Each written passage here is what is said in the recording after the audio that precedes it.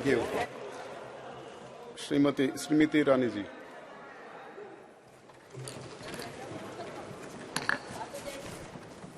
अध्यक्ष महोदय, आज इस सभागार में मां भारती का नमन कर मेरे संसदीय क्षेत्र के हर एक नागरिक का आभार व्यक्त कर मैं भारत के नव भारत के निर्माण की सृजन की सबसे सशक्त नींव नारी शक्ति वंदन अधिनियम को इस सदन में सर्वप्रथम प्रणाम करती हूं और विशेषतः देश के प्रधान सेवक का वंदन एवं अभिनंदन करती हूं। कल की तारीख जब ये अधिनियम आदरणीय कानून मंत्री ने राष्ट्र के सम्मुख प्रस्तुत किया, न सिर्फ इसलिए ऐतिहासिक थी क्योंकि इस नए भवन में नए संकल्पों के साथ हम सबने प्रवेश किया, साथ ही एक पुनीत समय गणेशोत्सव के पुण्य अवसर पर हमने नए भवन में प्रवेश कर विघ्नहर्ता को प्रणाम किया। लेकिन अगर विघ्नहर्ता के सृजन की, आराधना की मूल भावना को देखें तो गणेश जी का स्वरूप अपने आप में अपनी मां के हाथों से सृजित है और मां के प्रण ने, मां की तपस्या ने गणपति जी में प्राण दिए, यह उसका सबसे बड़ा प्रतीक है। हमारी सभ्यता में यह भी मान्यता है कि नव भवन में जब प्रवेश होता है तो पहला पैर, पथ पर पहला आगमन घर की लक्ष्मी का होता है। कई समाज के वर्गों में भवन के बाहर घर की लक्ष्मी अपने हाथ की अमिट छाप छोड़ती है और कई परिवारों में पैरों के नीचे आलता लगाकर बेटियों का सबसे पहला कदम ऐसे भवनों में रखा जाता है। और अगर संविधान की मर्यादा की दृष्टि से देखें तो लक्ष्मी ने संवैधानिक स्वरूप लिया है इस अधिनियम के माध्यम से, जिसके लिए मैं सरकार का, इस सदन का और पीठ का विशेषता आभार व्यक्त करती हूं। आज चर्चा में कई महानुभावों ने श्रद्धेय अटल बिहारी वाजपेयी जी का नाम लिया और साथ ही आदरणीय देवी गौड़ा जी को भी आभार वंदन किया।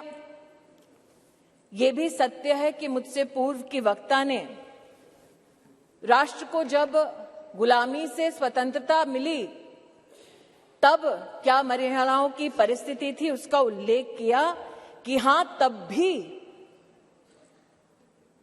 जब देश आजाद हुआ तब भी कई प्रदेशों की साधारण परिवारों की महिलाओं ने कहा कि हमारा संवैधानिक अधिकार आरक्षित करें, लेकिन तब साधारण परिवारों की वो महिलाएं जिन्होंने राष्ट्र को आजाद करने में अपनी भूमिका निभाई, जो दूरदर्शी थी, जानती थी कि साधारण वंचित समाजों की महिलाओं को अगर मौका अनोखे ढंग से संविधान की मर्यादा में ना दिया गया तो शायद आगामी वर्षों में महिलाओं के लिए चुनौती बन जाएगा। आज मैं उन महिलाओं की दूरदर्शी सोच को वंदन करती हूं।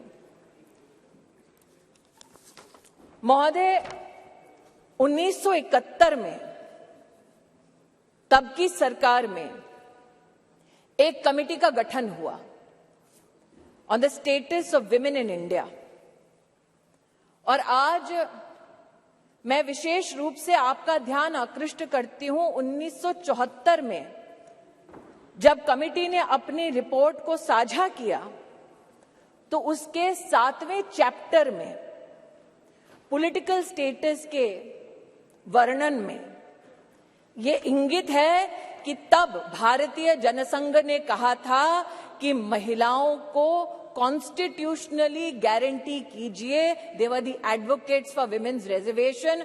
आज जनसंघ के उन नेताओं को, उन चिंतकों को मैं आभार व्यक्त करती हूं। ये मेरा सौभाग्य है कि मैं भारतीय जनता पार्टी की एक साधारण कार्यकर्ता हूं, जिसको मेरे संगठन ने असाधारण मौके दिए ताकि मैं संगठन के माध्यम से संविधान की मर्यादा में अपने राष्ट्र की, समाज की सेवा कर सकूं। ये भाजपा के कार्यकर्ताओं का गौरव है कि इस राष्ट्र में अपने संगठन में पहली बार महिलाओं को आरक्षण देने वाली राजनीतिक पार्टी भारतीय जनता पार्टी बनी। ये भी कहना सत्य होगा कि व्यवस्थाओं को किस दृष्टि से संगठन में सम्मिलित करना, इसके लिए साल 2007 में नेशनल एग्जीक्यूटिव की मीटिंग के अंतर्गत तब के हमारे राष्ट्रीय अध्यक्ष और अब के हमारी कैबिनेट के वरिष्ठ नेता श्री राजनाथ सिंह जी ने एक कमेटी का गठन किया। ये सौभाग्य है मेरा कि उस कमेटी में आज 2 सदस्य वर्तमान इस सदन में उपस्थित हैं। आज उस कमेटी जिसकी अध्यक्षता श्रद्धेय सुषमा स्वराज जी ने की, आज उस कमेटी की एक और सदस्य जिनका देहांत हो चुका है, किरण माहेश्वरी जी, और जो संगठन में आध्यात्म की दृष्टि से मेरे मार्गदर्शक रहे, ऐसे श्रद्धेय बाल आपटे जी हमारे बीच नहीं हैं। मैं उनके योगदान के लिए उनको नमन करती हूं।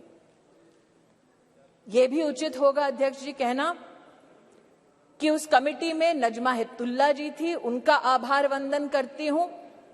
सुमित्रा महाजन जी थी, जिन्होंने बार बार लगातार अपनी पुण्य भूमि से, इंदौर से चुनाव जीतकर हम सबका गौरव बढ़ाया। उन्होंने स्पीकर की भूमिका में महिलाओं का राष्ट्र भर में गौरव बढ़ाया। मैं ताई की अनुपस्थिति में ताई को प्रणाम करती हूं। और कमेटी में 2 और महानुभाव थे जो विद्यमान है वर्तमान के सदन में, जिन्होंने महिला आरक्षण भाजपा के संगठन में कैसा हो उसको सुनिश्चित किया, जो आज मोदी सरकार के मंत्री हैं, आदरणीय किशन रेड्डी जी और किरण रिजिजू जी। मैं आपको भी आभार व्यक्त करती हूं। महोदय, they say success has many fathers and failure has none. और इसीलिए कल जब ये प्रस्ताव सदन में आया तो कुछ लोगों ने कहा हमारा बिल है, कुछ लोगों ने कहा हमने चिट्ठी लिखी, कुछ लोगों ने कहा कि ये पूरा का पूरा संवैधानिक निर्माण हमारा था। आज ऐसी एक सम्मानित नेत्री ने सदन में अपना वक्तव्य रखा, लेकिन उनका मैं एक विशेष रूप से आभार व्यक्त करती हूं कि 2 विषयों पर उन्होंने ऑन रिकॉर्ड स्पष्टीकरण दिया है। हमको बार बार बतलाया जाता कि एक विशेष परिवार ने 73rd, 74th amendment to the constitution पारित करवाया। आज मैं आभार वंदन करती हूं कि पहली बार स्पष्टता हुई इस सदन में उनके द्वारा कि ये पुण्य काम पीवी नरसिम्हा राव जी ने किया, जिनके मरणोपरांत उनके ही पार्टी के हेडक्वार्टर में उनको नमन करने का मौका नहीं दिया गया। दूसरा, ये कथन कि अभी क्यों नहीं और ये वक्त हमारा बिल है तो अभी करिए। तो महोदय, ये उस बिल की प्रति है जिनको वो हमारा कहते हैं।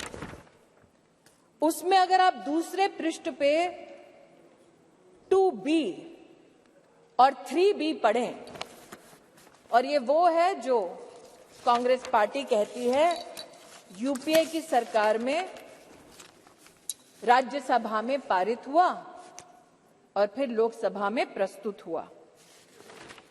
अगर आप इस पृष्ठ पर ये दोनों छंद पढ़ें तो यूपीए, जिसकी अध्यक्षा श्रीमती सोनिया गांधी हैं, उन्होंने कहा है, no seat shall be reserved for women belonging to scheduled caste, scheduled tribes in the third general elections. 3B पढ़ें तो उन्होंने कहा, प्रस्ताव दिया, no seat shall be reserved for women in the third general election. अर्थात आज की सरकार जब यह अधिनियम लागू होगा तब के बाद 15 वर्षों तक महिलाओं को रिजर्वेशन गारंटी करती है, मोदी की गारंटी है। लेकिन अगर कांग्रेस पार्टी का प्रस्ताव आप पढ़ें तो उनका प्रस्ताव ये था 2B और 3B में कि no seat shall be reserved for women in SC/STs in the third general election, no seat shall be reserved for women in the third general election. Congress का प्रस्ताव था कि 10 साल औरतें मेहनत करें, लेकिन 15वें साल में आपका